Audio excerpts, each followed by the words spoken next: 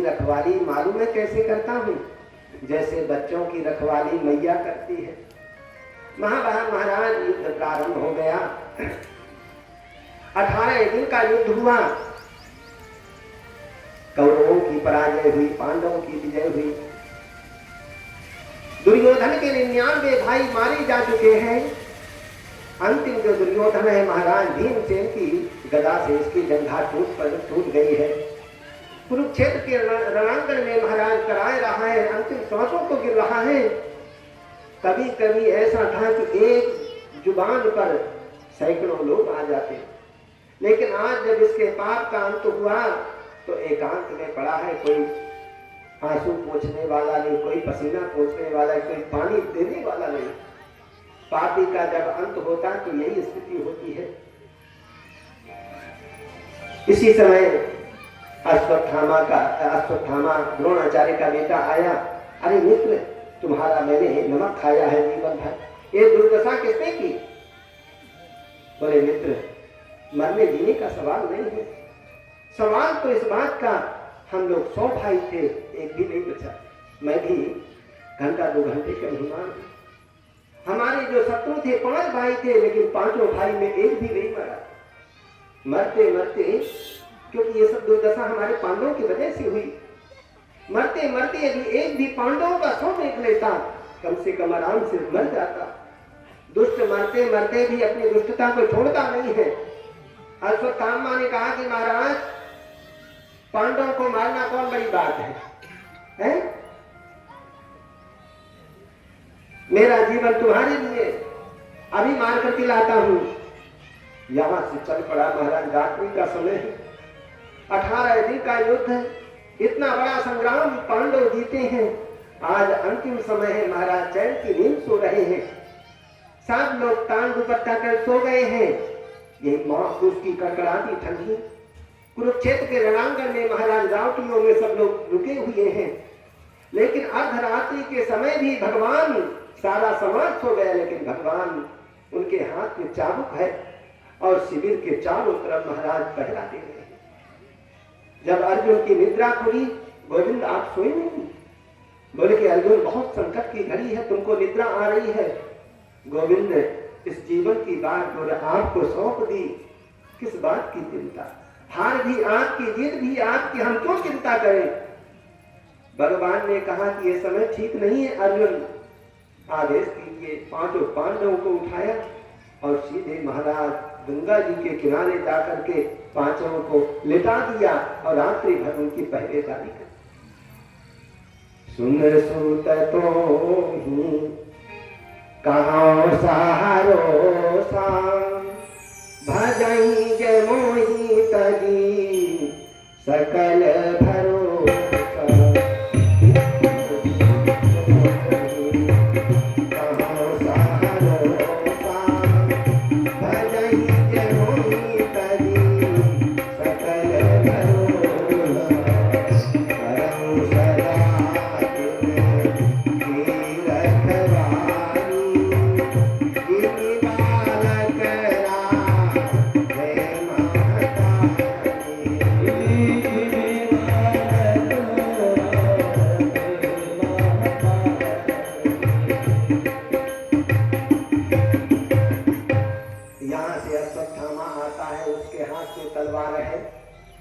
कपड़े की रावटी बना करके सब लेटे हुए हैं।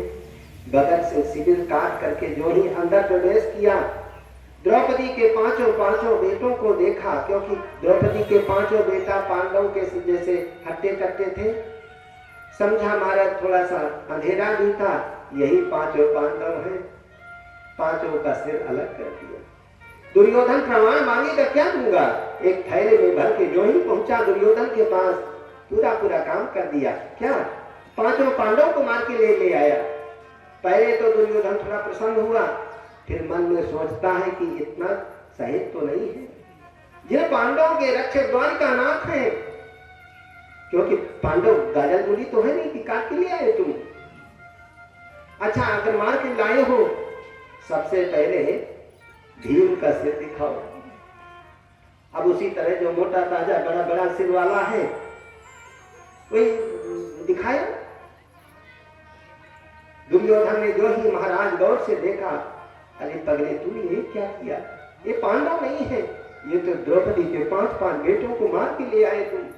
इन्होंने हमारा क्या बिगाड़ा था, शत्रु को क्या मारा, हमारा कुल खानदान ही नष्ट कर दिया।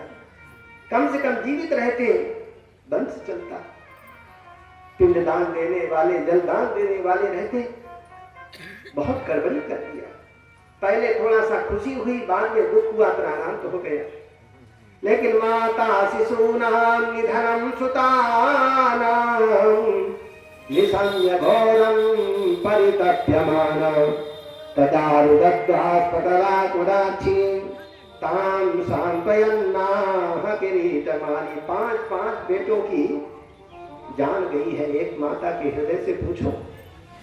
माता द्रौपदी महाराज लाशों के पास में बैठ करके लपट लपट के रो रही है, करुणा क्रंदन कर रही है, मेरे बच्चों ने क्या बिगाड़ा था, क्यों ऐसी स्थिति को पहुंचाया गया है।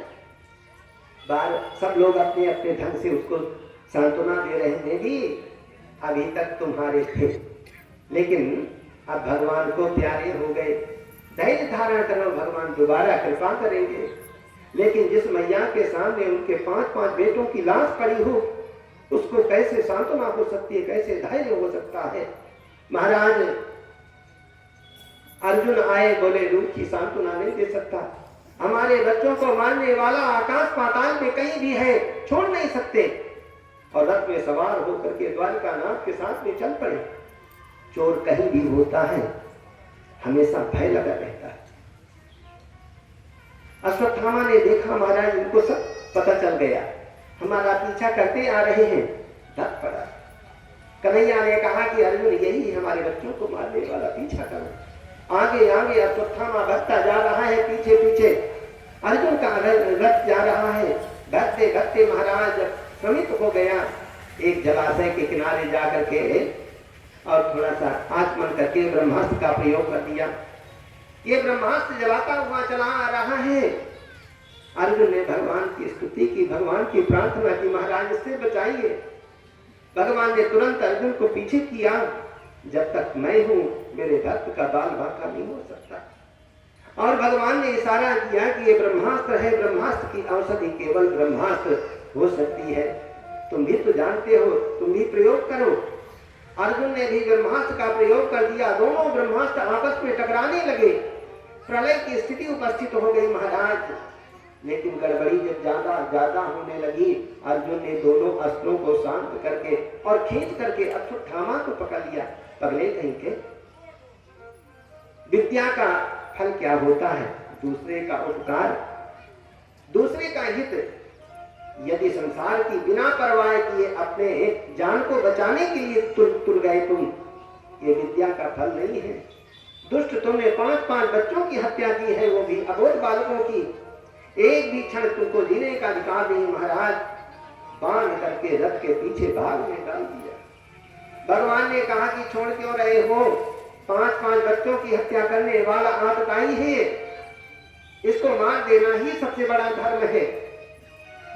लेकिन अर्जुन के अंदर भी महाराज कूट कूट करके आस्तिकता भरी है, ब्राह्मण भक्ति भरी है। सोच रहे हैं कि यद्यपि ये बालकों को मारने वाला है, लेकिन है तो गुरुपुत्र मेरा। किसी का उपकार करना है तो एक बार में कर दो, और अपकार करना है तो थोड़ा सोच समझ के करो।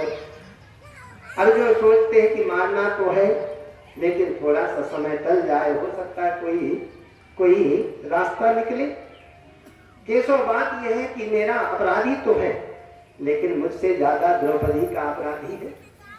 इनको मरना तो है, लेकिन मरने के भी कई कारण, कई उपाय होते हैं, कई प्रकार होते हैं। इनको एकदम से मार देना है कि खौलते हुए तेल के कड़ाही में डाल करके मारना है या फिर शरीर की बोटी बोटी करके मारना है, ये तो द्रौपदी फैसला करेगी। और यहां से ला करके द्रौपदी के शिविर के सामने बिल्कुल डाल दिया। लेकिन धन्य है महारानी द्रौपदी। द्रौपदी जब पहुंची तो बाहर निकली तो मन ही मन सबसे पहले अश्वत्थामा को प्रणाम किया।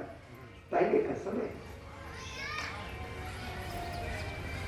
और मन में विचार किया कि आप मेरे यहाँ पशु के समान बंधे पड़े हैं, लेकिन कुछ भी है मैं आपको मरने नहीं दूंगी। धनुर्धर अर्जुन को इशारा किया, महाराज छोड़ दीजिए।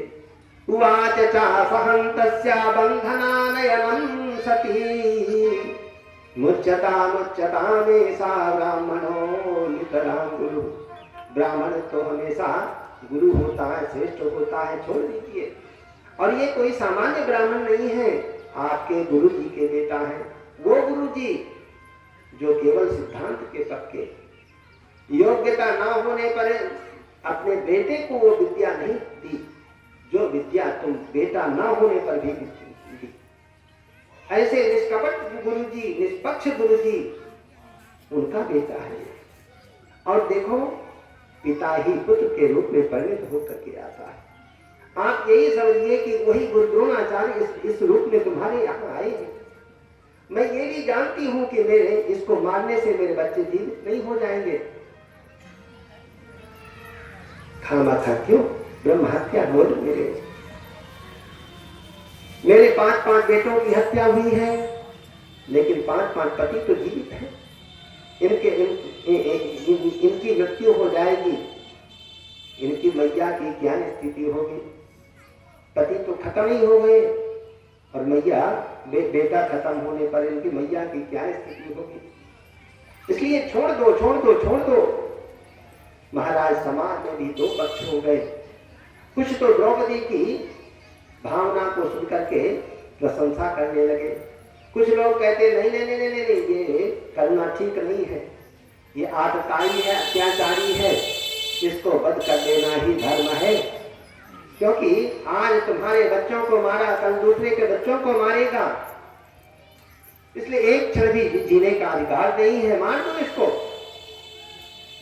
उसमें महाराज भगवान ने अर्जुन को इशारा किया, बोले ब्रह्म बंधुर्न हंतव्या आतताई बधार्हणः मयैवो भयमानातं परिपालयन् शासनम्। ब्राह्मण कितना भी अधम है उसको दैहिक वध नहीं करना चाहिए, आतताई को किसी प्रकार छोड़ना नहीं चाहिए। इसमें दोनों घटित होते हैं, इसको मारना भी चाहिए और मारना भी नहीं चाहिए, छोड़ना भी चाहिए, छोड़ना भी नहीं चाहिए। भगवान के इशारे से अर्जुन समझ गए कि कोई बहुत बड़ा सम्माननीय व्यक्ति उसका तिरस्कार कर देना भी बहुत बड़ा मृत्यु जैसा होता है। उसके सिर की 5 चोटी बना दी और उसके मस्तक पे जो मणि चमक रही थी निकाल दिया और धक्के मार के शिविर से बाहर कर दिया।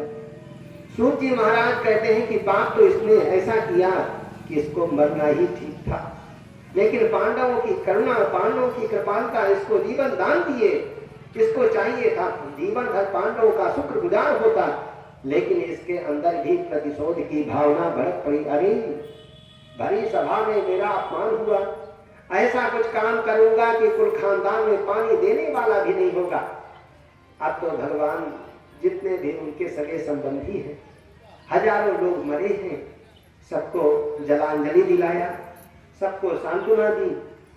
हस्तिनापुर के राज सिंहासन में महाराज युधिष्ठिर को अभिषिक्त कराया, उनके द्वारा कई यज्ञ कराए और सबको कारभार संभला के द्वारिका जाने की तैयारी। एक पैर रथ में रखा, दूसरा रथ में रखने ही वाले थे कि इस अश्वत्थामा ने मन में विचार किया, सब लोग तो खत्म हो गए। अरे पांडव के द्रौपदी के 5 बेटा वो अभी मैंने मार दिया, कौन रहा तो खानदान में पानी देने वाला। सुभद्रा का एक बेटा अभिमन्यु भी मारा गया, अब तो आगे वंश चलेगा नहीं, यही समाप्त हो जाएगा। नहीं नहीं नहीं नहीं नहीं, नहीं।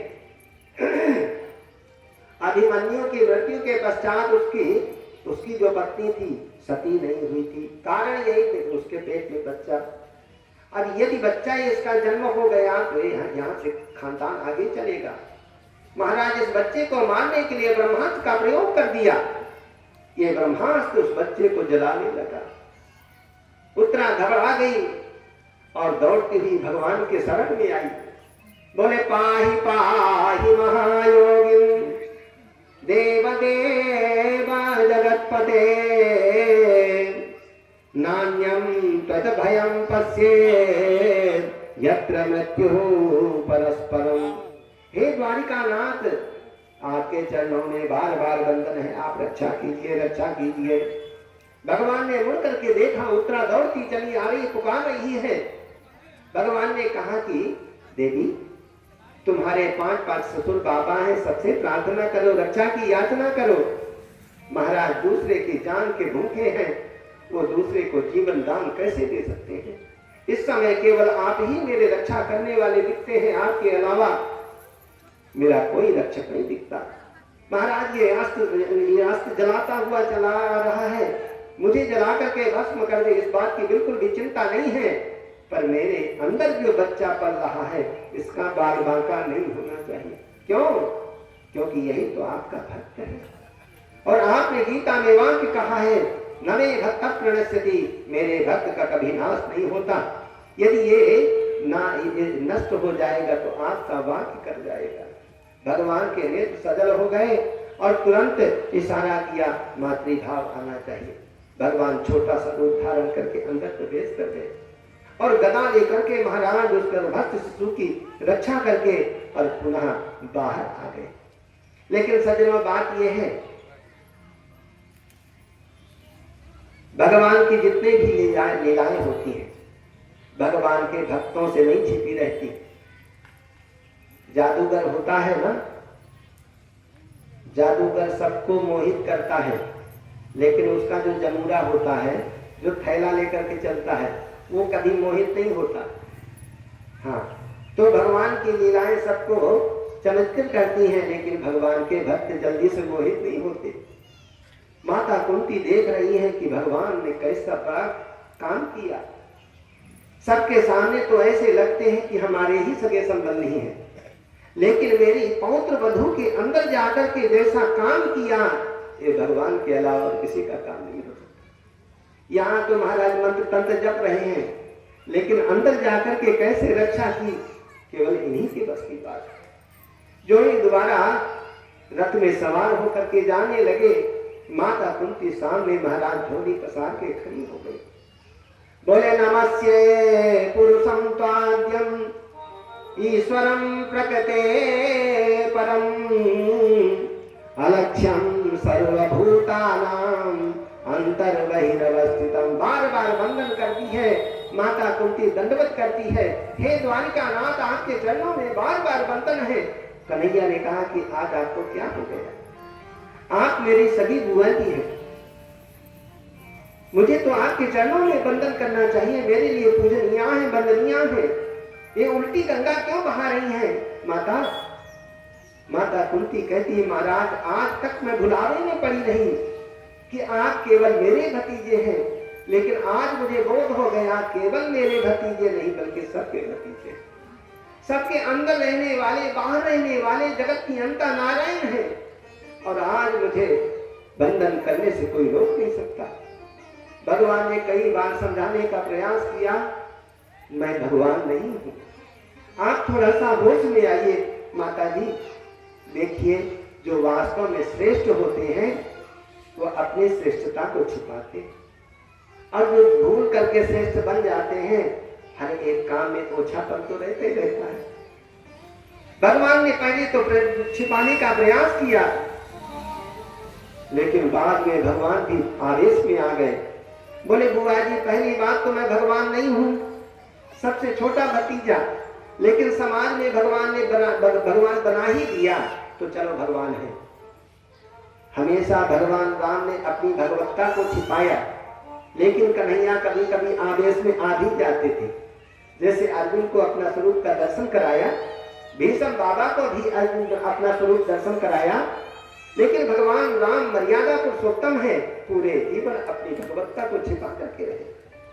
कन्हैया ने कहा कि मैया भगवान हैं हम, और भगवान के सामने तो झोली भरी जाती है, बताओ किसको क्या चाहिए। आज दरबार खुला हुआ है। अब महाराज जो ही भगवान ने मांगने के लिए कहा ना, लंबी लाइन लग गई, फ्री में मिलेगा, कौन पीछे रहेगा। राशन की जब वो होती है बदले की, तुरंत लाइन में लग जाते हैं, फ्री में मिलता है। लेकिन पांडवों के पक्ष में भी एक नैतिकता है, एक शिष्टता है, बड़े छोटे का भाव है। सबसे पहले महाराज लाइन में युधिष्ठिर जी को लगाया गया। आप यद्यपि हमसे छोटे हैं लेकिन राजा हैं, राजा सर्वोपरि होता है। एक राजा का सम्मान कर देने का मतलब पूरे राष्ट्र का सम्मान होता है। आज अवसर मिला है, मांगो महाराज का, दरबार खुला है। युधिष्ठिर जी महाराज ने हाथ जोड़ लिए, हे गोविंद क्या मांगे, सब कुछ तो मिला है आपकी कृपा से, यदि देना है तो यही दे दीजिए। यह जीवन है, उतार चढ़ाव तो आएंगे, विषम से विषम परिस्थिति हो जाए, धर्म को कभी ना भूलूं, यही वरदान दे दीजिए। युधिष्ठिर जी के बाद जब भीम का नंबर आया, क्रम से आएगा।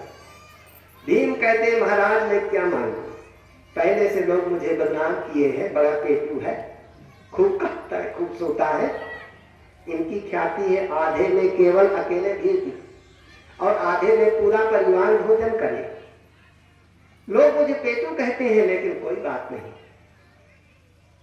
कन्हैया खूब खाए खूब सोए, सोते खाते आपको कभी ना भूले, यही वरदान दे दीजिए। कर से कर, इसी को तुलसीदास जी महाराज लिखते हैं, कर से करम करो विधि नाना, कर से करम करो विधि नाना, मन राखो जहाँ कृपा निधाना,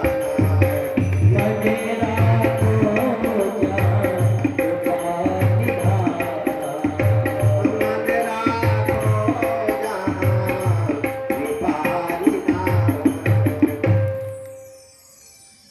भीम ने कहा महाराज हमको ये वरदान दे दीजिए।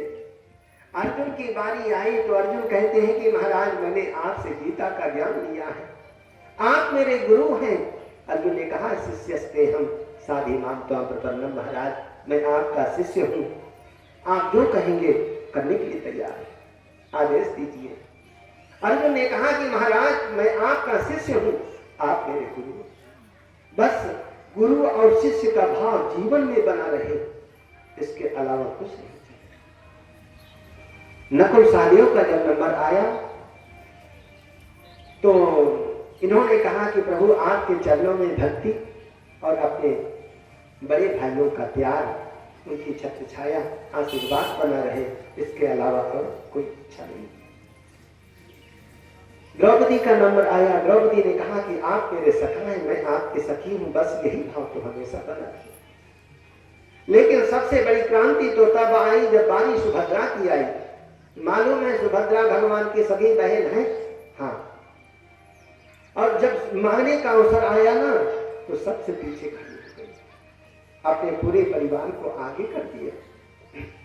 सुभद्रा सोच रही है कि मेरे सब परिवार को मिल गया, मुझे बिना मांगे मिल गया है। लेकिन कन्हैया ने कहा कि आज मांगने का अवसर है, तुम्हें तो कुछ मांगो, क्यों किनारे खड़ी हो। बोले गोविंद सब तो मिल गया हमको, बिना मांगे मिल गया, आप क्या मांगे। और जाता है तो आप जैसा भाई मिल गया, एक बहन को क्या चाहिए। नहीं नहीं, बहानेबाजी बिल्कुल नहीं करते। और सुनो, संकोच नहीं करना, आज हम कोई साधारण हस्ती नहीं, 2 नगरियों के राजा हैं, द्वारिकापुरी मथुरापुरी, जो भी मांगोगी तुम कहो तो पूरे पृथ्वी का सम्राट बना दे। वरुण का पद, कुबेर का पद, इंद्र का पद, यहाँ तक कि ब्रह्मा जी का पद भी मांगोगी तो हमें चाहे ब्रह्मा जी से युद्ध करना पड़े, लेकिन उनका पद तुम्हारे कदमों में रख देंगे, मांगो तो एक बार। जो ही महाराज सुभद्रा को कहा, सुभद्रा ने तुरंत हाथ जोड़ लिए, बोले कि ना 4 पद चाहिए, ना 5 पद चाहिए, ना ब्रह्मा का पद चाहिए, यदि देना है गोविंद तो यही 2 पद दे। कृष्ण त्वदीय पद पंकज पंजरान्ते अद्यैव मे विशतु मानस राजहंस प्राण प्रयाण समये कफपात पित्तै कंठावरोधन विधो स्मरणं कुतचित। हे गोविंद, आपके चरण कमल पिंजरे हैं और मेरा मन जो है ना ये हंस है। आज ही मेरा मन रूपी हंस आपके चरण कमल रूपी पिंजरों में प्रवेश कर जाए ताकि दोबारा बाहर न आ पाए। भगवान कहते हैं क्या मांगा तुमने? मेरे चरणों की भक्ति मांगी है? अगर ये तो मांगने की चीज नहीं है, ये तो कोई नहीं मांगता। और मांगते भी कब है? जब किसी काम के नहीं रह जाते। वृद्धावस्था में भक्ति करने चलते हैं, इसलिए अभी जवानी अवस्था है, कोई अच्छी चीज मांग लो। बोले नहीं, ये जीवन का कोई ठिकाना नहीं है। भगवान ने तुरंत सुभद्रा को थोड़ा सा गले लगाया, बोले कि वृद्धावस्था में मेरी भक्ति प्राप्त हो जाएगी। सुभद्रा ने कहा प्राण प्रयाण समये कफवात पित्तै। बुढ़ापा कभी आएगा कोई गारंटी है? और प्राणों के प्रयाण का जब समय होता है, कफ वात पित्त इतने प्रकोपित हो जाते हैं, हमारा शरीर ही साथ नहीं देता। भगवान का भजन कैसे करेंगे? इसलिए आज ही मेरा मन आपके चरणों में प्रविष्ट हो जाए ताकि दोबारा बाहर ना आ पाए। भगवान कहते हैं कि देखा, ये मेरी शरीर है, संसार की चीजों को कैसे प्राथमिकता दे सकती है, लेकिन मैया कुंती सबसे पीछे खड़ी। मैया कुंती को कहा गया कि तुम भी तो कुछ मांगो। मालूम है क्या मांगा? जो कोई नहीं मांगता। बोले विपदा संतनः सस्वत तत्र तत्र जगत गुरु। हे कन्हैया, देना है तो यही दे दीजिए कि मेरे जीवन में विपत्ति आती रहे। भगवान के नेत्र में सजल हो गए। क्या मांगा तुमने? आखिर विपत्ति मेरे पास नहीं है, मैं नहीं दे सकता। और दूसरी बात यह है, विपत्ति भोगते भोगते तुम्हारा पेट नहीं भरा। एक बार माता कुंती के जीवन को देखें। महाराज, पूरा जीवन आपत्तियों से घिरा हुआ। माता कुंती का जन्म किसी राजा के यहाँ हुआ। दूसरे राजा जब केवल दो साल की अवस्था अपनी पुत्री बना करके दे गए। अब बच्चा छोटा है, लेकिन मन में तो भावना है मेरे जन्म देने वाले माता पिता दूसरे हैं, मेरा पालन पोषण कहीं दूसरे जगह। महाराज, इस बात को पशु पक्षी भी समझते हैं। हम लोग गांव में जब थे, कोई पशु को यहां से कोई दूसरा व्यक्ति अपने घर ले जाए, 4-6 दिन 10 दिन तक वो भोजन नहीं करेगा सही से।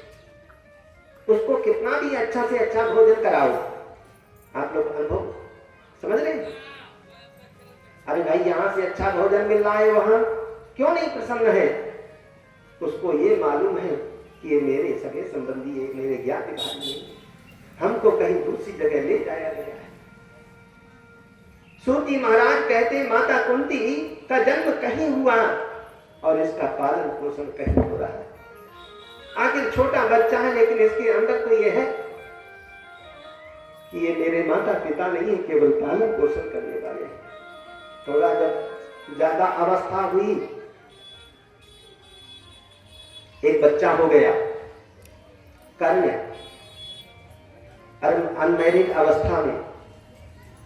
अब बताइए, एक तरफ बच्चे का मोह है, दूसरी तरफ लोक लाज का ध्यान है। लेकिन लोक लाज के लिए अपने जिगर के टुकड़े को महाराज परित्याग कर दिया, जमुना जी में प्रवाहित कर दिया। वो तो भगवान की ऐसी कृपा। एक अधिरथ नाम के सूत, इनकी पत्नी का नाम है राधा, इन्होंने इस बच्चे का पालन पोषण किया। इसी बच्चे का नाम कर्ण पड़ा और ये कर्ण माता कुंती के आंखों के सामने पूरी जीवन रहा। लेकिन मैया कुंती कभी भी इस बच्चे को अपना बेटा नहीं कह पाई। और जब विवाह हुआ, वृंदावन बिहारी लाल की, ऐसे व्यक्ति के साथ में हुआ। इनको साफ लगा हुआ है, जब भी अपनी पत्नी के पास में सहवास की भावना से जाओगे तुम्हारा प्राणांत हो जाएगा। वो तो गुरुदेव की कृपा कि मंत्र के बल से इनको 3 बेटा और 2 बेटा इनके सौत को प्राप्त हुए। नकुल सहदेव उनकी सौत जो मातृ है उनको, और अर्जुन, भीम और युधिष्ठिर इनको प्राप्त हुए। और वो भी महाराज भरी जवानी में महाराज पांडु का शरीर पूरा हो गया। मरते समय इनकी जो सौत है महारानी मातृ अपने दोनों बेटों को इन्हीं कुंती माता के झोली में डाल दिया और अपने पति के साथ में सती हो गई। देखो बहन, अब इन बच्चों का भी पालन पोषण खुद को करना। एक विधवा स्त्री के लिए 5-5 बच्चों का निर्वाह करना। जिन पांडवों को मारने के लिए गांधारी के 100 बेटा हमेशा षड्यंत्र रचते रहते हैं। कभी तो महाराज इनके पुत्रों को जहर पिला करके यमुना में प्रवाहित करने का षड्यंत्र, कभी तो इनका छल से जुए में राज जीत लिया गया। 12 वर्ष का वनवास, 1 वर्ष का अज्ञातवास, इनकी धर्म परायणा पत्नी महारानी द्रौपदी को भरी सभा में बेइज्जत करने का षड्यंत्र। लेकिन ये सब होने के बाद भी आज आपकी तपस्या, महाभारत का इतना बड़ा संग्राम हुआ, आपके बच्चों ने इतना बड़ा युद्ध जीता। आपके बेटा महाराज युधिष्ठिर हस्तिनापुर के राज सिंहासन पर राजा अभिषिक्त हुए। आप राजमाता कहलाए, कुछ खुश की घड़ी आई, दोबारा दुख मान लिया। बोले विपदा संत्वना शाश्वत तत्र तत्र जगद्गुरो भवतो दर्शनम यस्यात् अपुनर्भव दर्शनम। महाराज, वो विपत्ति नहीं है जिस विपत्ति को पाकर के जीव आपको भूल जाए, और उस संपत्ति को संपत्ति भी नहीं कहते जिस वो विपत्ति नहीं है जिस विपत्ति में आप याद आते रहे, और उस संपत्ति को संपत्ति भी कैसे कहें जिस संपत्ति को पाकर के जीव आपको भूल जाता है। कहे हनुमंत विपत्ति प्रभु सोई, कहे हनुमंत